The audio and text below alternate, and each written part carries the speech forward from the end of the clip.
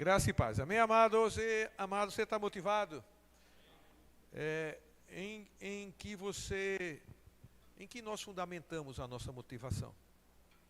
Devemos fundamentar a nossa motivação na palavra de Deus, no que Deus fala, no que Deus diz que é importante. Amém? Aleluia. Há anos que eu venho observando o declínio da escola dominical. Não estou falando aqui porque é real isso. Amém? Não só na nossa igreja, mas em outras igrejas. Mas por que eu venho e você vem à escola dominical? Porque a gente quer aprender. Amém?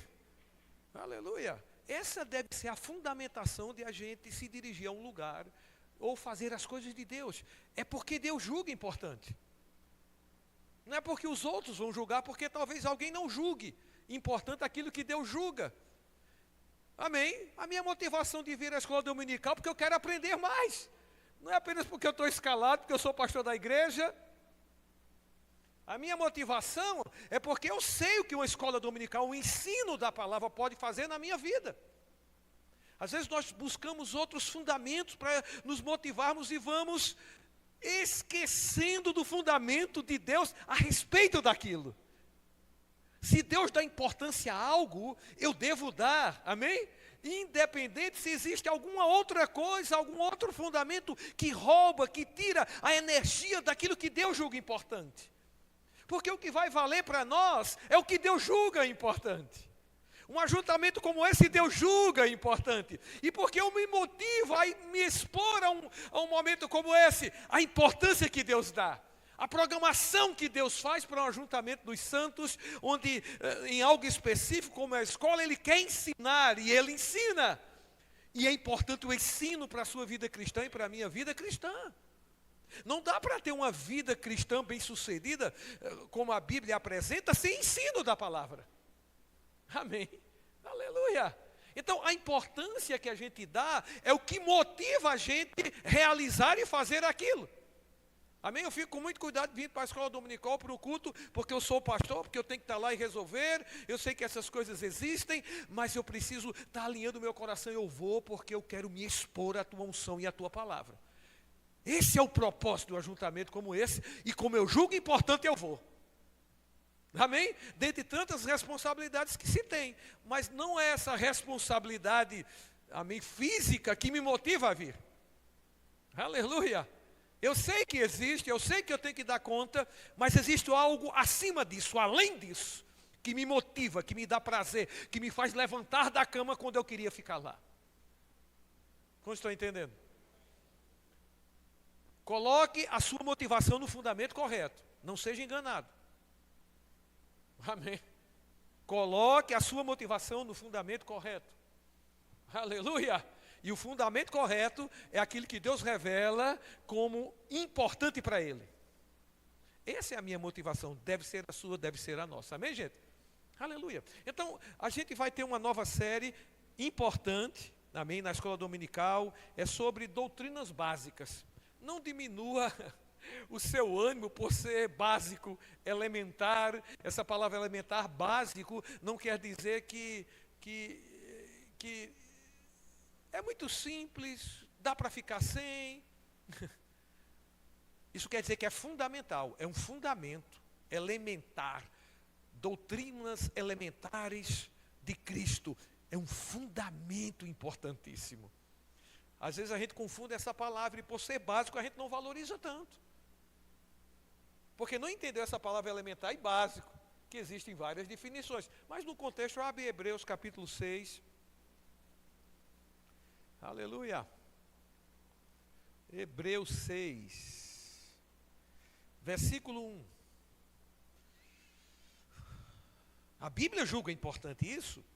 Por isso, aí você vai ler os versículos anteriores. Quando ele diz por isso, isso te remete a ler os versículos anteriores. Isso me remete a ler os versículos anteriores. E se você ler nos versículos anteriores, ele está falando de pessoas que já deveriam ser mestres, já deveriam estar ensinando, pelo tempo decorrido de ouvir, e ainda tem que ouvir o leite espiritual, quando já deviam ser adultos, e já poder, comer uma comida mais robusta. Porque pelo tempo decorrido já era para ser adulto e continua sendo criança. E isso é o que o autor está dizendo. Aí ele diz, por isso, pondo-se de parte os princípios elementares da doutrina de Cristo, elementares, básicos, fundamentais, deixemos-nos levar para o que é perfeito, amém? Para o que é maduro. Não lançando de novo a base do arrependimento de obras mortas e da fé em Deus, o ensino de batismo, da imposição de mãos, da ressurreição dos mortos do juízo eterno. Isso faremos se Deus permitir. Amém? Aí, entenda, o autor disse, isso faremos a respeito desses assuntos se Deus permitir. Mas ele permitiu para a gente. Amém? Ele permitiu para esse mês nós aprendermos sobre as doutrinas básicas, elementares de Cristo. Deixa eu te dizer algo. Para um crente ter uma vida cristã bem-sucedida, ele precisa estar com entendimento revelado dessas doutrinas aqui. Se um novo convertido chegar para você hoje, dos que estão aqui, dos que estão em casa, que já tem um tempo decorrido de ouvir a palavra, se algum novo convertido dizer, por favor, me ensine aqui sobre arrependimento de obras mortas, a fé em Deus, o ensino de batismo, a imposição de mãos, da ressurreição do morto do juízo eterno, você ensina. Isaías ensina, se alguém necessitar ouvir e aprender sobre essas doutrinas básicas, porque todo crente precisa estar inteirado dessas doutrinas aqui básicas, elementares, fundamento. Então, se a gente julga, isso aqui é elementar, eu queria ouvir outra coisa, mas se alguém te pedir para que você ensine, você teria bagagem para ensinar hoje como deve ser ensinado isso aqui? Então, se eu concluo que em alguma doutrina dessa eu não tenho tanta segurança, preciso ouvir de novo, preciso aprender, precisa ser ensinado, porque um crente já maduro, essas doutrinas aqui básicas, elementares, já estão firmadas, já estão alicerçadas, precisa estar alicerçado nisso. É o que a gente precisa ensinar ao novo convertido, ao que alguém está iniciando no Evangelho, essas doutrinas aqui elementares. Porque é a base, porque é o fundamento, juiz eterno. Você consegue ensinar alguém sobre o juiz eterno a um novo convertido, dado o tempo decorrido de evangelho que você tem, e Isaías tem, de tantas vezes que temos ouvido sobre isso, dá para ensinar um novo convertido sobre ressurreição dos mortos, para que ele tenha esclarecimento a respeito da ressurreição, daquilo que a Bíblia informa e ensina. Se identificarmos que não, é simples. Preciso ouvir de novo, vou estudar, isso que é básico vai estar em mim, vai estar entranhado em mim. Aleluia! Todos esses assuntos aqui, amém? Todo crente precisa estar fundamentado nele, precisa estar, com um entendimento iluminado a respeito disso. Então é importante isso aqui, amém? Você ouvir de novo, Isaías ouvir de novo. Vai ter alguém que vai precisar de você. Amém? E Deus vai contar com você para ensinar. Porque pelo tempo decorrido, já devemos ser adultos. Amém? E não cair, e aqui a gente não se encontre, né, na condição do que o autor de Hebreus falou anteriormente aqui. De pessoas que pelo tempo decorrido já deviam estar ensinando. Então ele fala aqui das doutrinas básicas. É importante ouvir. Amém? Você compreende que é importante ouvir? E se você sabe, você não sabe tudo. Você precisa ouvir de novo, ficar mais afiado, mais afinado com aquilo que Deus julga importante. Se está aqui, Deus julga importante. Gente, o que está na palavra, Deus julga importante. E eu preciso julgar importante tão quanto Deus julga. Eu preciso levar a sério tão quanto Deus leva a sério aquilo que Ele já informou a gente. E o que está aqui, tudo que está aqui deve ser importante para nós. O mínimo detalhe deve ser importante para nós. Filhos de Deus, crentes. Então nós vamos falar sobre a fé em Deus hoje. Amém? Outros vão vir falar sobre arrependimento de obras mortas, vão falar sobre a fé em Deus. Você julga importante ouvir sobre fé? Amém? É importante. Fé precisa estar na nossa bagagem. Não se canse de ouvir sobre fé, porque afinal, sem fé, é impossível agradar a Deus. Aleluia. Não ache que você sabe, Isaías sabe tanto de fé que não precisa mais ouvir. Fé é o combustível da vida cristã, meu irmão. Precisa estar enchendo o tanque. Como é que eu encho o tanque sobre a fé? Ouvindo sobre fé, ouvindo sobre fé, ouvindo sobre fé, sempre motivado a ouvir sobre fé. Mas na minha igreja não está no período, pelo que eu sei, os cultos não vão falar sobre fé. Abre no site Verbo da Vida, tem lá sobre fé. Se você é Aluminai, vai lá, tem fundamentos da fé para ouvir.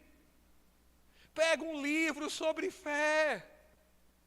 Aleluia, ouça sobre fé. E um dia desses aí, a gente ministrando, e eu percebo no meu coração, precisamos ouvir falar sobre fé mais vezes na nossa igreja. E eu sei que foi confirmado por pessoas. E eu vi ele fazendo isso, não é? Quando foi sexta-feira agora, não, sexta-feira passada, as duas pessoas que ministraram foram sobre fé. E não fui eu que disse ministro sobre fé.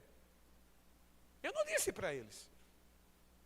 Eu vejo o Espírito nos levando e ele identifica nas entranhas, no íntimo do coração, do corpo, daquela igreja, o que precisa. Precisamos ser guiados pelo Espírito. E aí, quando eu vi, doutrinas básicas, vamos falar sobre fé. Eu creio que o Espírito Santo está guiando a nossa igreja. Ele está encontrando lugar para guiar a nossa igreja. E ele sempre guia para toda a verdade. Amém? Então, eu tenho esse livro aqui, O que é a fé? Amém? Olha, gente, o tamanho desse livro. Hoje de manhã eu fui fazer um teste, eu li, ele tem 4 capítulos. Eu li 3 capítulos em meia hora. Não é porque eu sou bam em leitura, não. É porque, gente, não é grande. Não é coisa que a gente não possa fazer, que você não pode fazer. Aleluia, não é porque eu tenho técnica de leitura, não, é porque não é difícil. Qualquer um pode fazer, pegar esse livrinho aqui, acordar às 7h30 da manhã, e 8h15 ele lê um livro. Num domingo de 24 horas. Num dia de 24 horas, meia hora lê um livro. Que vai edificar a nossa fé, como a gente queremos ser homens de fé e mulheres de fé, se a gente não medita na palavra. Sabe quando a gente vai saber o quanto de fé a gente tem quando uma adversidade chegar, como a gente responde aquilo. A gente vai saber o tanto de palavra que a gente tem, pelo posicionamento, pela resposta que a gente dá, quando algo vem contra nós. Que resposta eu estou dando? Aquilo identifica o nível de fé em que eu estou, em que você está. E se a gente percebe que está baixo, é hora de trabalhar, hora de ouvir, declarar, confessar, fazer o que é básico. Amém? E aí, vamos ler um pouquinho desse livro aqui? Amém? Aleluia! É sobre fé. Vamos ouvir? A diferença entre a fé e a esperança. Ora, a fé é a certeza de coisas que se esperam, a convicção de fatos que não se veem. Hebreus capítulo 11, versículo 1. Na tradução de Moffat, do Novo Testamento, Hebreus 11, 1 diz, ora, ter fé significa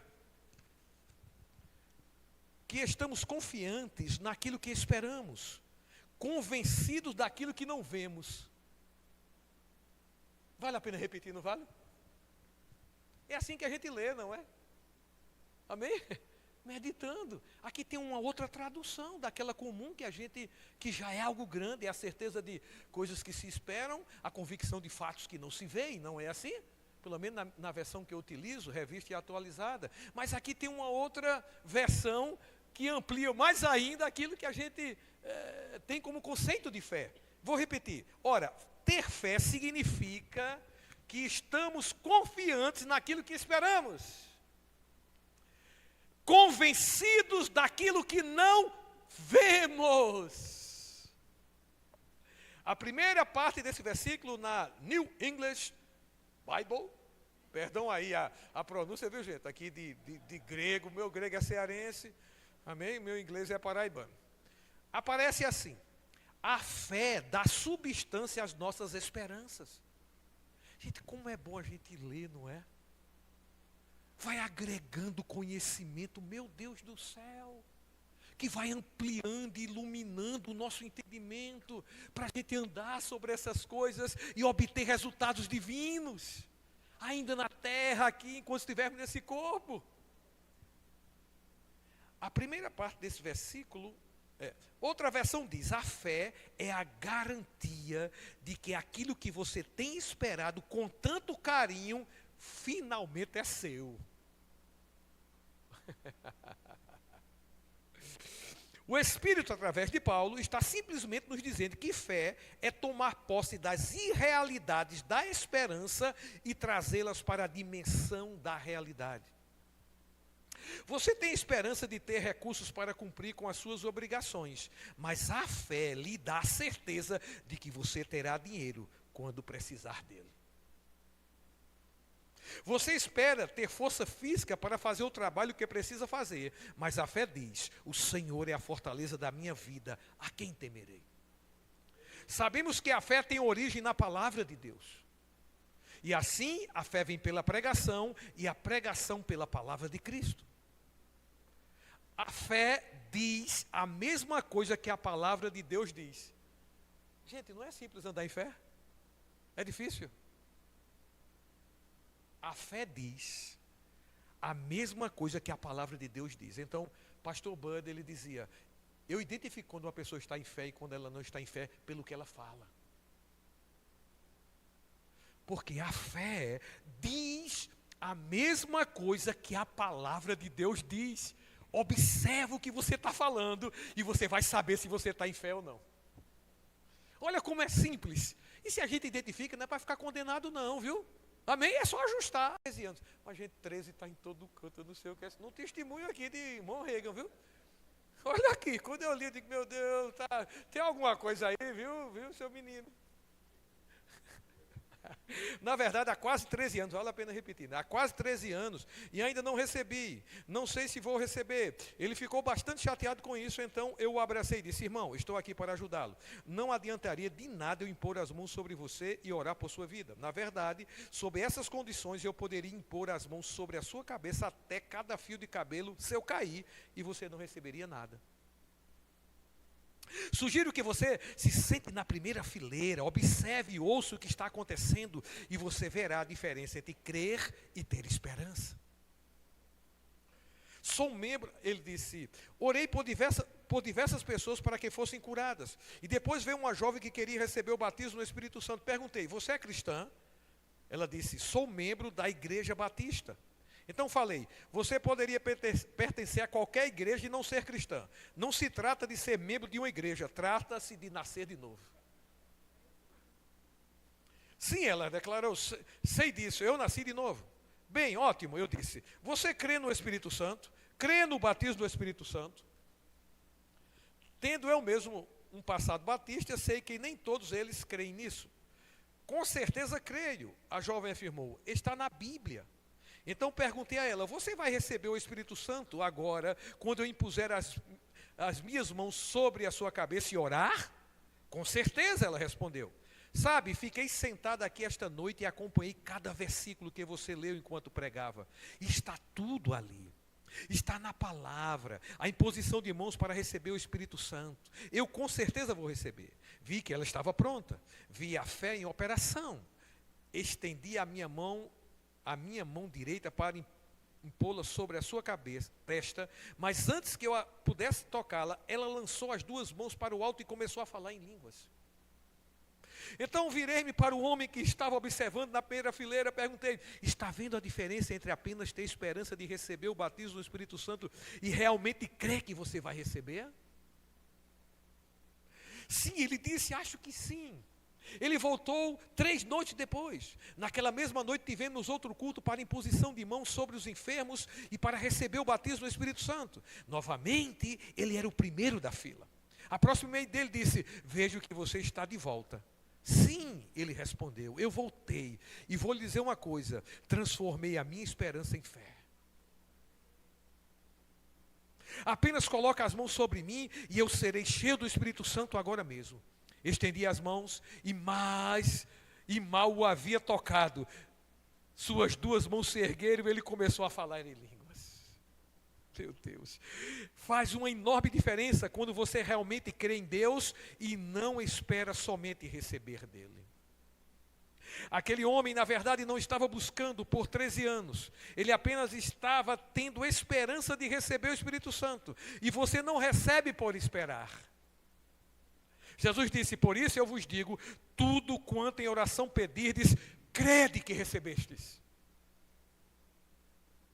Marcos 11, 24. Ele não disse esperai receber, ele disse crede que recebestes.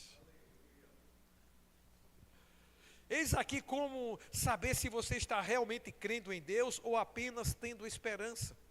A esperança está no tempo futuro. Por exemplo, se você está buscando cura, não é o futuro que você quer, não é no futuro que você quer ser curado, é agora, especialmente se você está com dor. Se você está buscando o batismo do Espírito Santo, você não quer ser cheio no futuro, é agora que você quer receber. Se a salvação que uma pessoa quer não é no futuro que ela quer ser, não é no futuro que ela quer ser salva, pode ser tarde demais. Em tempos passados, falei a homens sobre a salvação deles e eles me disseram que esperavam ser salvos. Digo com lágrimas que algum desses homens estão no inferno hoje. Eles deixaram este mundo sem salvação, porque a salvação que se baseia na esperança nunca se torna realidade. Parece que sempre tropeçamos na mesma pedra de tropeço no que se refere a receber as coisas de Deus. Esperamos que Ele ouça as nossas orações, esperamos ser curados, esperamos receber o batismo do Espírito Santo. Ainda que você diga, creio que vou receber em algum momento, isto ainda é esperança. Você está chamando isso de crer, mas é esperança porque está no futuro. Observe o que o nosso texto diz: orai. Ora, agora a fé é. Isso é tempo presente. Se não é agora, não é fé. A fé está no tempo presente. A esperança está no tempo futuro. Entre no tempo certo, entre no tempo presente. Algumas pessoas estão sempre acreditando que Deus vai fazer alguma coisa por elas, mas a fé acredita que Ele já fez e está fazendo. Mesmo no que se refere à cura, muitas pessoas dizem: irmão Reagan, não entendo porque não recebi a minha cura, sei que Deus prometeu me curar. Deus não prometeu curar você, eu digo a elas. Mas a palavra de Deus não diz, Ele tomou sobre si as nossas enfermidades, levou as nossas doenças. Isso não é uma promessa. As pessoas dizem, isso não é uma promessa? Elas argumentam. Não, isso não é uma promessa, é uma declaração de fé que nos fala sobre alguma coisa que já aconteceu.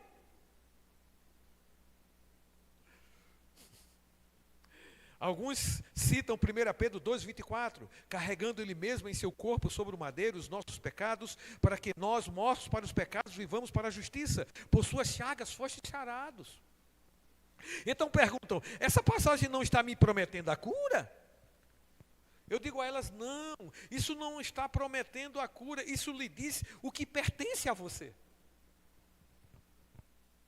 Eis algo que aprendi, assim que consigo fazer com que as pessoas parem de esperar e comecem a crer, elas são curadas imediatamente.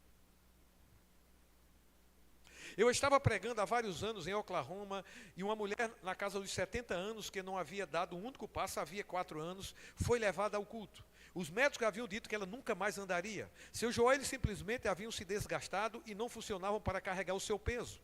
Uma vez que permaneceu sentada, sem qualquer tipo de exercício, ela havia adquirido muito peso. Quando chegou o momento de fazer a fila para receber a oração, eles a levaram para a frente e sentaram sobre o altar. Ajoelhei-me em frente a ela e orei. Depois eu disse, agora irmã, levante-se e ande em nome do Senhor Jesus.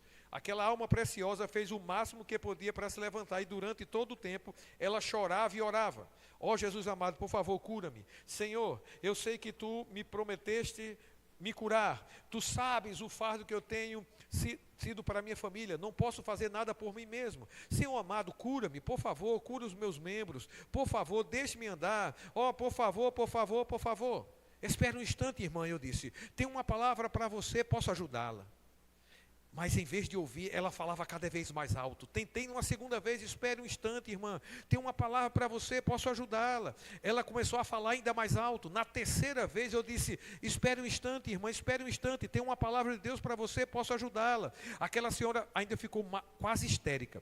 Então segurei os seus ombros, sacudia com firmeza e disse, ordeno que você se cale em nome do Senhor Jesus. Ela parou e olhou para mim. Então percebi que a congregação havia pisado no freio. A mesma coisa aconteceu com Jesus na sua cidade natal. A Bíblia diz isso. Não pôde fazer nenhum milagre. A Bíblia não diz que ele não quis, mas diz que ele não pôde, senão curar uns poucos enfermos, impondo-lhes as mãos. O grego original diz que ele impôs as mãos sobre algumas pessoas que tinham doenças menores. Por quê? Marcos 6,6 nos dá a resposta. Admirou-se da incredulidade deles. Antes que eu pudesse fazer qualquer coisa para ajudar aquela mulher, tive de soltar os freios da incredulidade. Tive de trabalhar com a congregação primeiro. Eu disse, alguns de vocês pensaram que eu estava sendo rude com esta mulher. E algumas pessoas reagiram imediatamente respondendo, sim, é certo que pensamos. Argumentei. Agora quero lhe fazer uma pergunta. Se você estivesse andando por uma rua e alguém em um carro parasse e pedisse informações, e depois desse meia volta e começasse a retornar pelo caminho de onde tinha vindo, vocês não tentariam pará-lo e colocá-lo na direção certa? Bem, sim, a multidão concordou. Tudo bem, comecei. Essa mulher estava no caminho errado. Ela não estava no caminho para a cura. Não fiz nada senão sinalizar para que ela parasse e agora consegui a sua atenção. Continuei. Se vocês tirarem os pés do freio por tempo suficiente, vamos conseguir que essa mulher seja curada. Senti que houve uma liberação de fé e voltei a tratar com a mulher enferma. Irmã, eu disse, você sabia que está curada? Ela olhou para mim com os olhos arregalados e perguntou, é sério que estou? Abri a minha Bíblia em 1 Pedro 2,24, entreguei a ela e pedi que ela lesse o versículo em alta voz. Ela leu, carregando ele mesmo em seu corpo sob o madeiro, os nossos pecados, para que nós, mortos para os pecados, vivamos para a justiça. Por suas chagas fostes sarados. Leia a última frase novamente, por favor, pedi. Por suas chagas fostes sarados. Ela repetiu. Agora quero lhe fazer uma pergunta. Continuei. O verbo fostes está no tempo presente, no tempo futuro ou no tempo passado? No tempo passado, ela respondeu. Então, se você foi curada pela chaga de Jesus, agora você está curada, não está? Como é simples, né? Evangelho. E como é simples ensinar as pessoas. Só localizar, ajustar. A nossa própria vida. Às vezes a gente acha que está em fé, a gente está em esperança. Pela declaração a gente sabe. É só ajustar, gente. Sim, ela respondeu, estou. Agora você vai fazer o que lhe digo. Quando ela indicou que sim, eu falei, apenas erga as suas mãos e olhe para o alto para Jesus e comece a louvá-lo. Louve-o porque você está curada. Tempo presente, não vai ser curada, você está curada. Ela olhou para o alto e com um jeito simples e infantil disse, querido Senhor, estou tão feliz porque estou curada. Ela ainda não havia dado um único passo. Ela não tinha qualquer evidência de cura, mas disse, estou tão feliz porque estou curada. Querido Senhor, Tu sabes o quanto fiquei cansada de ficar sentada. Graças a Deus, meus joelhos estão bem, meus ombros estão curados, estou tão grata. Então disse à congregação, vamos agradecer a Deus com ela, porque ela não vai ser, mas está curada. A maior parte da multidão ergueu as mãos e louvou a Deus com ela em gratidão pela sua cura. Alguns provavelmente disseram, ela não está curada, ela ainda não andou, não deu nenhum passo. Porém, o nosso texto diz, a fé é a certeza de coisas que não se veem. Se você for esperar até ver alguma coisa antes de crer nela, isso absolutamente não é fé. Voltando-se para ela, eu disse, minha irmã, levante-se e ande em nome de Jesus. E imediatamente aquela mulher desceu do altar de um salto, como uma menina de 16 anos, e andou, saltou e correu louvando a Deus. A doutora Lilian disse algo que li anos atrás e nunca esqueci. E isto tem sido uma bênção para mim ao longo dos anos. Ela disse, se eu orar apenas por uma vez, Se eu orar apenas uma vez por alguma coisa e não a receber, eu começo a mudar. Eu mudo, porque se eu orar e essa oração não for respondida, terá de haver alguma mudança antes de a resposta chegar. E eu sei que não pode haver mudança da parte de Deus, Ele nunca muda. Assim sendo, se houver alguma mudança, é preciso que seja da minha parte. Portanto, se eu orar e não receber, então eu começo a mudar. Tenho seguido essa política ao longo dos anos e descobri que ela funciona 100% das vezes. Precisamos compreender que não podemos substituir a fé pela esperança e obter resposta de Deus.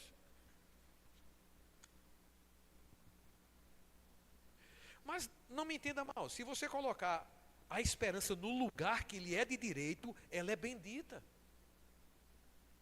Bela, maravilhosa e uma realidade para você. Paulo escreveu aos Coríntios: agora, pois, permanece a fé, a esperança e o amor. Esses três, porém, o maior destes é o amor. Ele não disse que os outros não são importantes, ele disse que o maior dos três é o amor. Quando um deles tem o seu lugar, cada um deles tem o seu lugar. Você não pode substituir amor por esperança e você não pode substituir esperança por fé.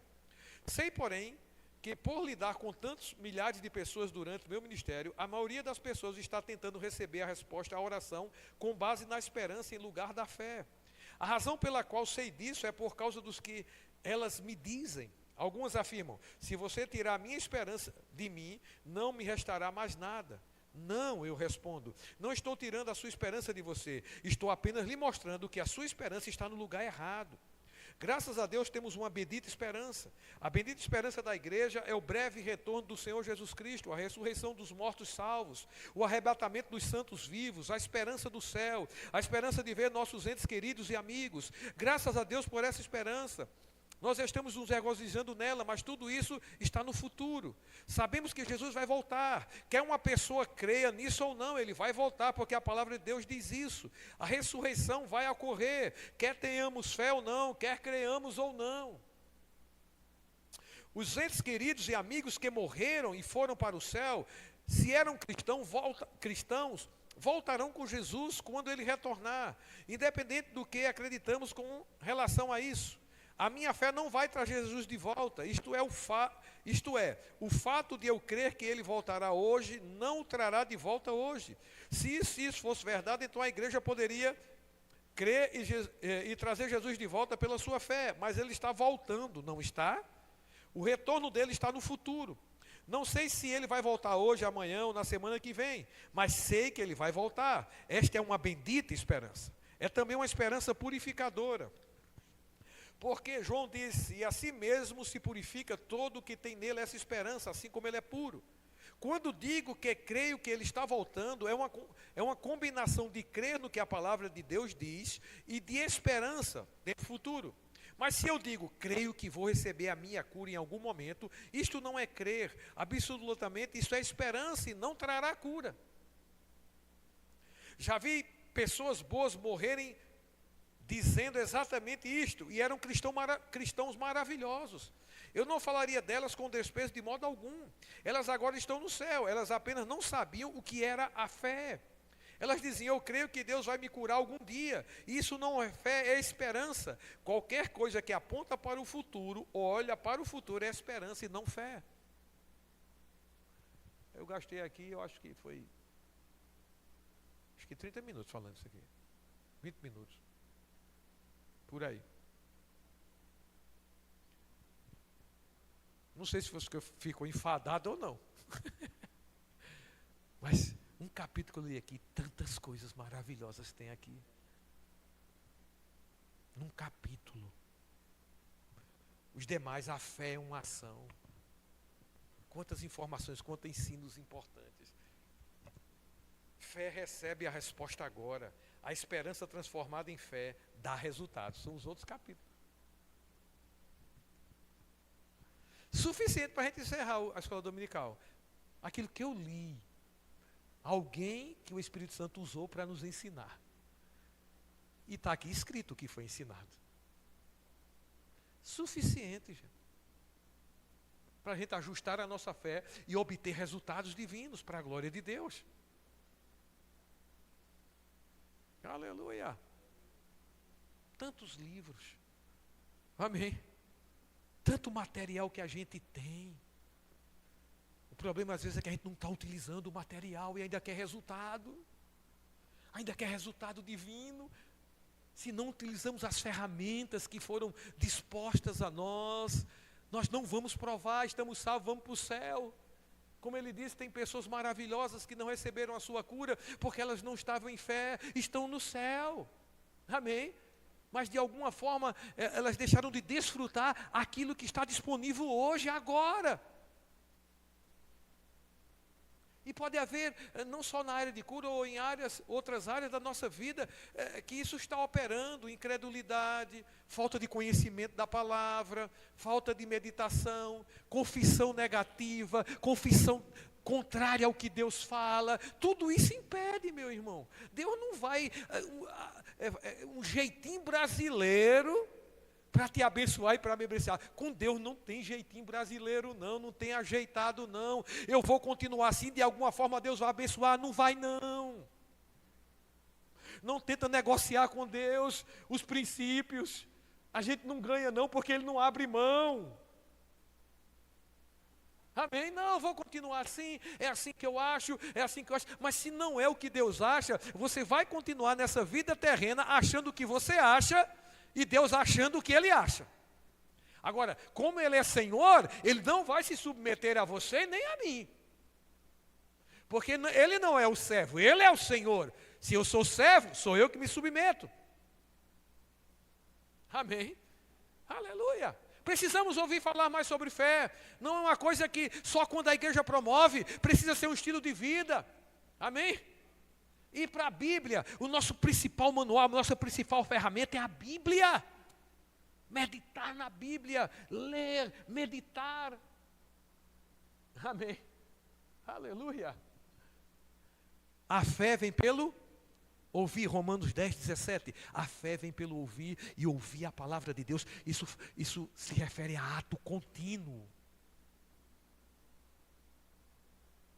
Como é que a fé vem? Ouvindo. Meditando. Alguém pode estar dizendo, Senhor, me dá mais fé.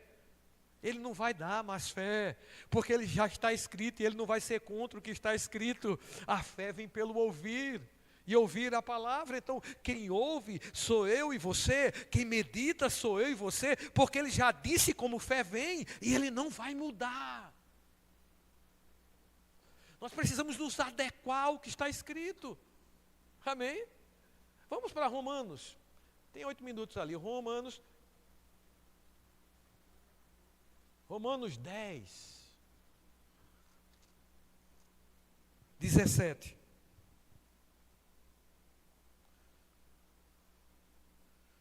Diz assim, e assim a fé vem. Ato contínuo, não é, gente? Dá para entender que é ato contínuo? A fé vem pela pregação e a pregação pela palavra de Cristo. Então, a gente descobre aqui como a fé vem.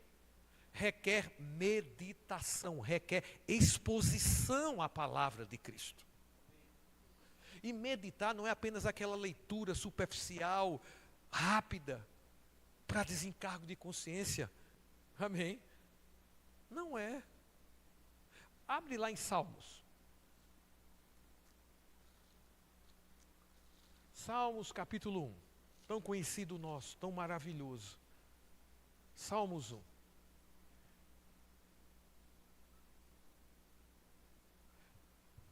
Versículo 2 diz, antes o seu prazer, fala de prazer. O seu prazer está na lei do Senhor, que podemos dizer a palavra de Deus.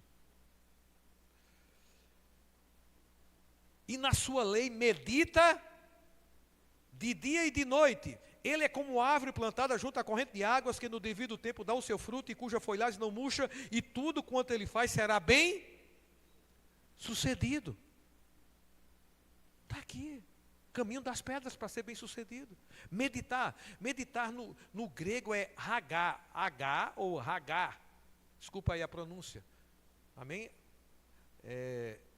H-A-G-A-H, que significa gemer, rosnar, proferir, falar, refletir, murmurar, Então, meditar não é só a leitura rápida de um versículo durante o dia, não. Meditar é como se você estivesse murmurando.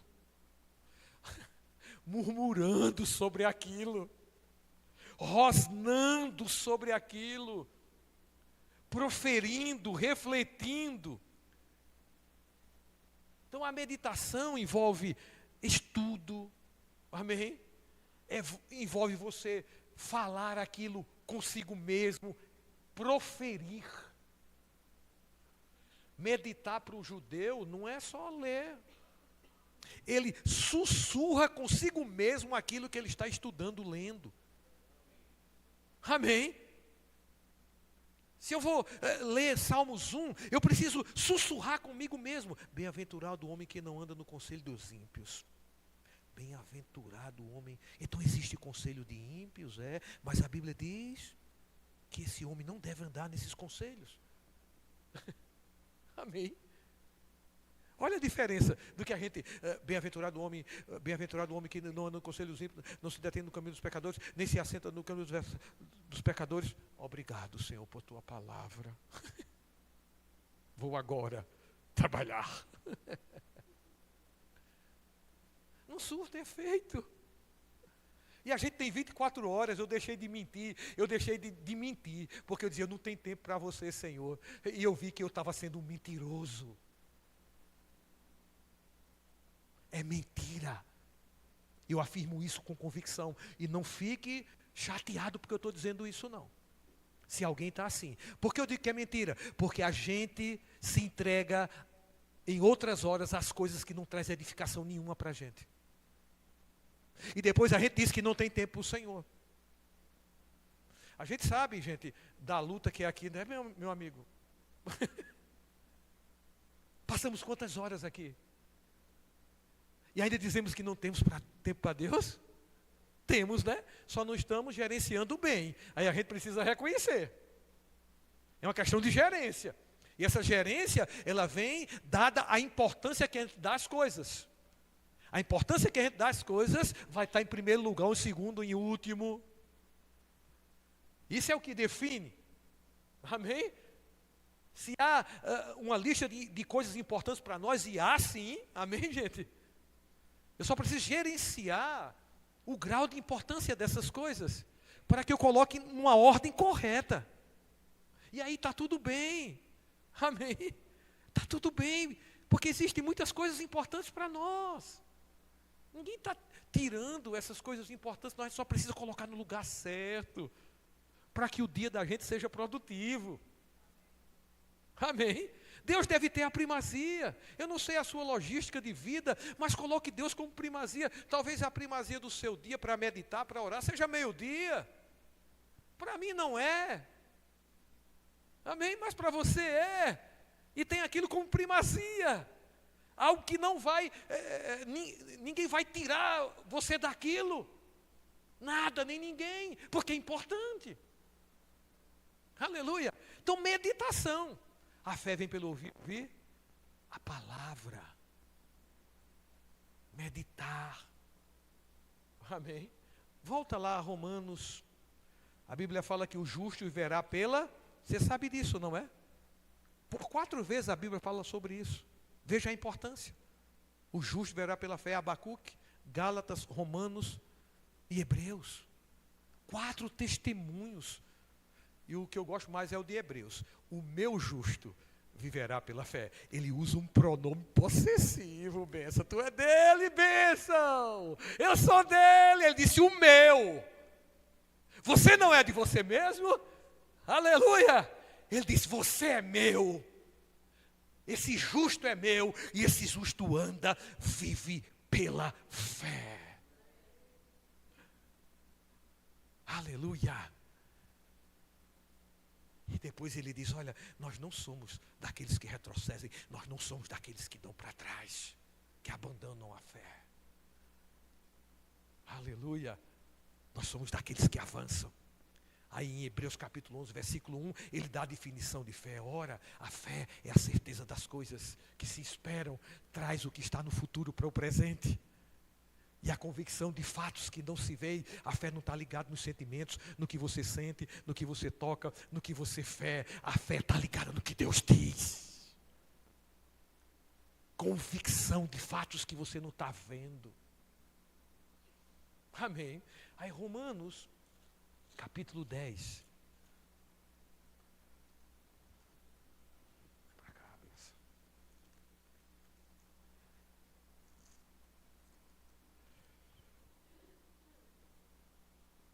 Versículo 8 diz assim: porém que se diz, a palavra está perto de ti, na tua boca e no teu coração.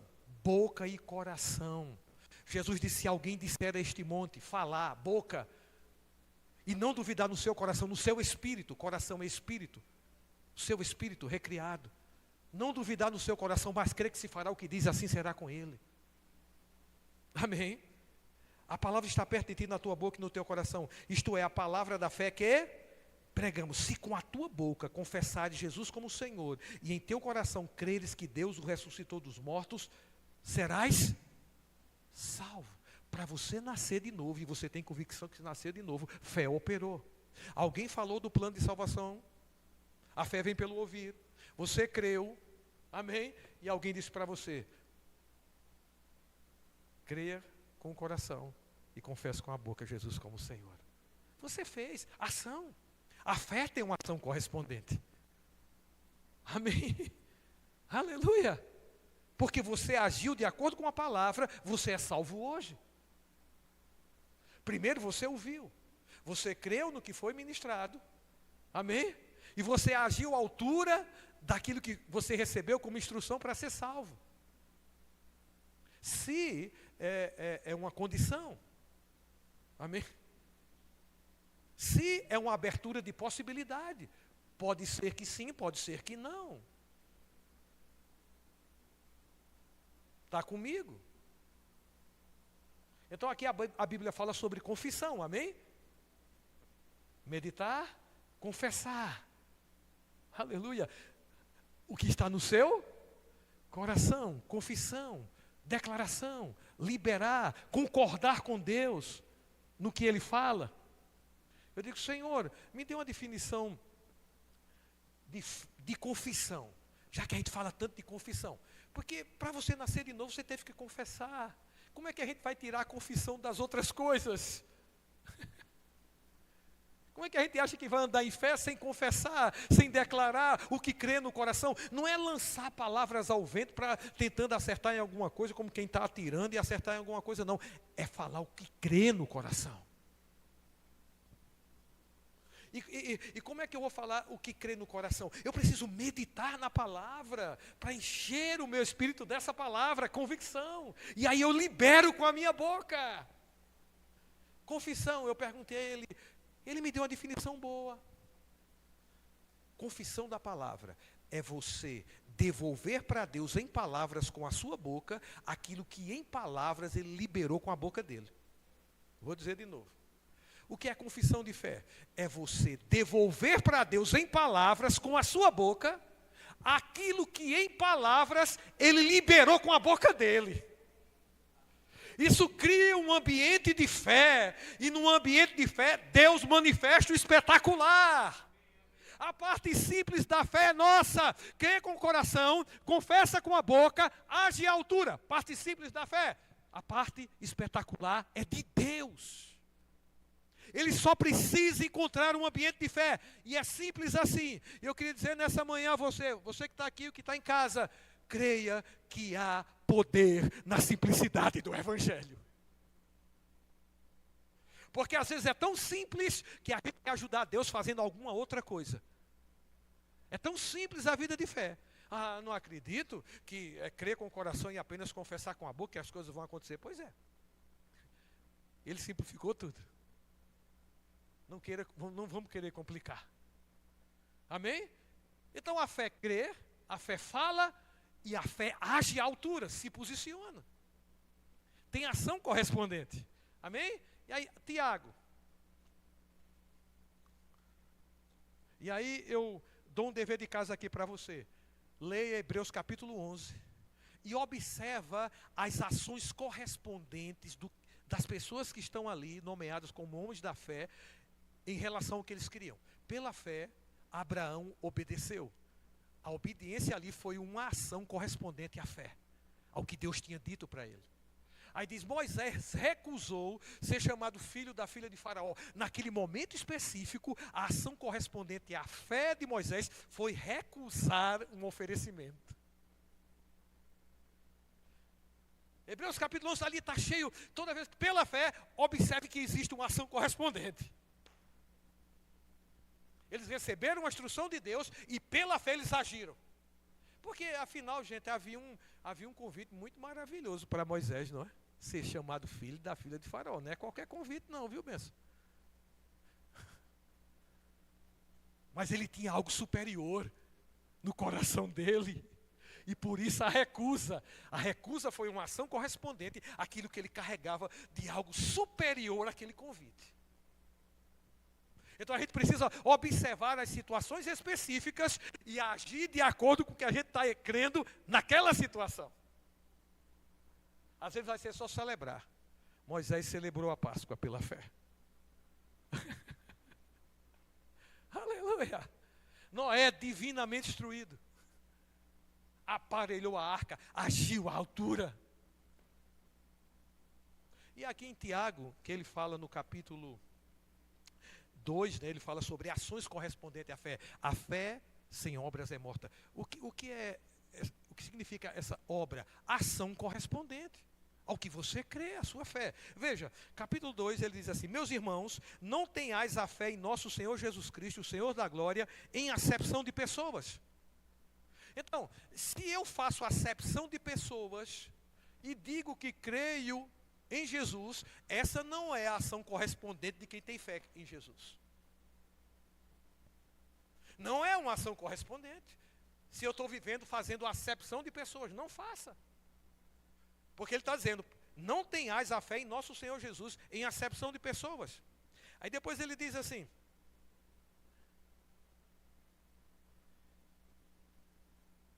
se, contudo, versículo 8, observais a lei régia segundo a Escritura, amarás o teu próximo como a ti mesmo, fazeis bem. Se, todavia, fazeis acepção de pessoas, cometeis pecado. Então, qual é a ação correspondente daqueles que professam fé em Jesus? Amar. Amar é uma ação correspondente daquilo que professamos fé em Jesus. Eu estou falando aqui de uma ação correspondente, amém, gente? Que ele está aqui no texto. Se você professa fé em Jesus, sabe qual é a ação correspondente que as pessoas vão ver? Amar. E não fazer acepção de pessoas. A acepção de pessoas não é uma ação correspondente à fé no nosso Senhor Jesus. A ação correspondente à fé no nosso Senhor Jesus é amar. A fé opera pelo amor, ou seja, a fé exerce a atividade pelo amor, porque o amor é uma ação correspondente à nossa fé no Senhor Jesus. Amém. Daí você pode, né, em momentos específicos, aprender com o Espírito Santo qual a ação correspondente nessa situação. Vai ser de acordo com o que Deus fala a respeito dessa situação. Ação correspondente ao que eu estou crendo, ao que eu estou confessando. Aleluia. Amém, gente? Funciona, diga funciona.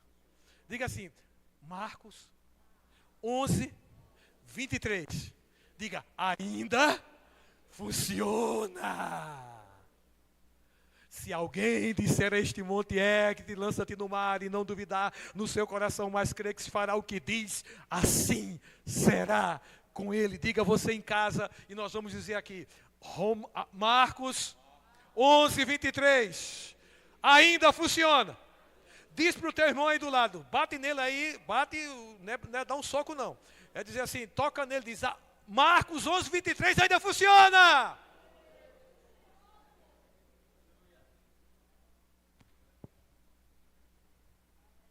Aleluia, glória a Deus. Você recebeu, amado? Aí vai sair daqui pipocando em fé. Então temos essa lição de casa sobre a leitura e meditação de Hebreus 11.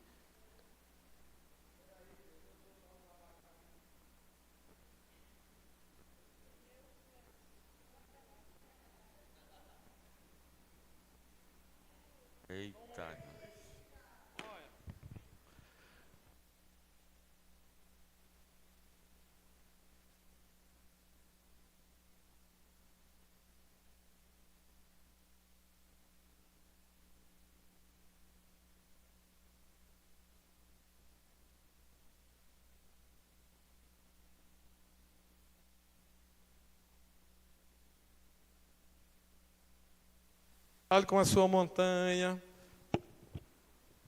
Uma vida de fé, irmão Smith. Fé sempre crescente. Irmão Smith. 5 elementos da fé. Kate Butler. Hoje faz só Jesus. Fé inabalável, irmão Smith. Esse clássico aqui, Fundamentos da Fé, estudo sobre a fé. Kenneth Ferreira. O que eu procurei em casa é que encontrei. Mas tem muito mais material, inclusive lá no Verbo Shop. Isso precisa estar na nossa bagagem. Precisa estar na tua bagagem. Alguém pensa, mas e a Bíblia? Não, a Bíblia, ninguém tira o lugar dela, não. Amém? Mas existem livros para te ajudar. E me ajudar. Amém? Te estimula a ler. Alguém pensou, ele vai distribuir. Vou não.